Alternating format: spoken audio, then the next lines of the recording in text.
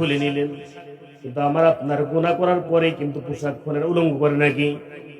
বরং উলঙ্গ হয়ে অন্যায় কাজে লিপ্ত হলে আবার আল্লাহ পোশাক পরার যোগ্যতা শক্তি দেয়। ঠিক দেবে? ঠিক পোশাক পর।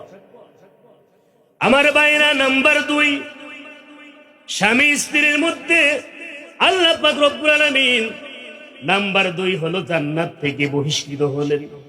আমার ভাইরা, আমার আপনার তওবা কত সহজ। দুনিয়াতে গুনাহ করে তওবা করে যদি তওবা করতে পারি, আল্লাহ আবার জান্নাতে উঠাইবেন। আল্লাহু আকবার। বাবা আদম মা হাওয়াকে জান্নাত থেকে নামিয়ে দিলেন। আমরা ভুল করার পরে তওবা করলে জান্নাতে উঠাইবেন কে? আল্লাহ।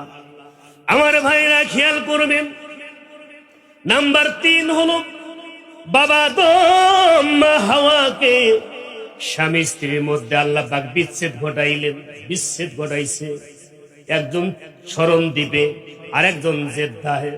ও বাবাজি, আমার আপনার গুনাহ করার কারণে আল্লাহ বিচ্ছেদ ঘটায় না?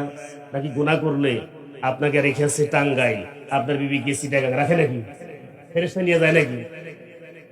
গুনাহ করার কারণে স্বামী স্ত্রীর ব্যবধান অনেক দূরত্বে, বিচ্ছেদ ঘটাইলেন। আমরা আল্লাহ আমার আপনার উপরে দয়া করেছে। এত গুনাহ করি, এত অন্যায় করি, এরপরে বিচ্ছেদ হয় না। আবার আসি একসাথে। আমার ভাই, এরপরে 4র্থ নাম্বার হলো একটি ভুলের কারণে 350 মতান্তরে 360 বছর বাবা আদম মা হাওয়া কান্না করেছে।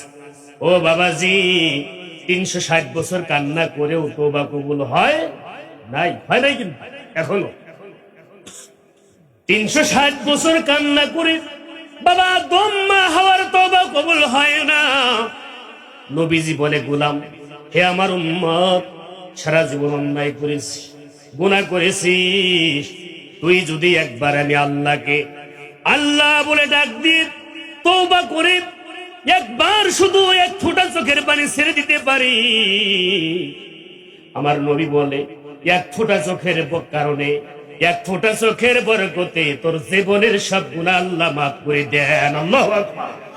350 বছর কান্না করে বাবা আদম মা হাওয়ার তওবা কবুল হয় নাই।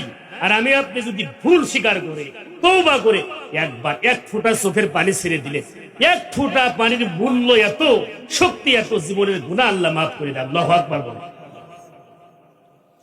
আমার বাবাজিরা, 5ম নাম্বার, 350 বছরে কান্না করেও তওবা কবুল হয় নাই। আমার আল্লাহ পাক তওবার জন্য কিছু শর্ত নাজিল করলেন। আবার আল্লাহ পাক বলে, আদম রে, তওবা কবুল হবে না। তোমার তওবা কবুলের জন্য আমার আল্লাহ, আমি আল্লাহ রে আদম তোর তওবার নির্দিষ্ট জায়গা রেখে দিয়েছি। ওই নির্দিষ্ট জায়গা হলো জাবালে রহমত, পাহাড় আছে। হাজী সাহেব যারা দেখে এসেছে নে তওবা। তাহলে তওবা কবুলের আদম হওয়ার শর্ত কি? নির্দিষ্ট জায়গা জাবালে রহমত, পাহাড়ে। ওই পাহাড়েই তওবা কবুল হবে। পৃথিবীর কোন জায়গায় তওবা কবুল হয় নাই। নবীজি বলে, হে আমার উম্মত, তোমাদের তওবা বড় সহজ। এ আমার উম্মত, তোমার তওবা করার জন্য বাইতুল্লাহে যেতে হবে না। তওবা কবুলের জন্য বাইতুল মুকাররমে যাওয়ার দরকার নাই। সিলেটে শাহ মখদুমের দরবারে যাওয়ার দরকার নাই। ইমাম সাহেবের কাছে যাওয়ার দরকার। অনেকে কয়, হুজুর বাড়িতে যাই, তওবা বড়াইতে হবে। ঠিক না বেঠিক? তওবা তো নিজে নিজে করবে। আমার বাবাজিরা, নির্দিষ্ট জায়গা নাই। বাইতুল্লাহ যেতে হবে না, বাইতুল মুকাররমে যেতে হবে না, শাহজালাল খাজার মাজারে যেতে হবে না।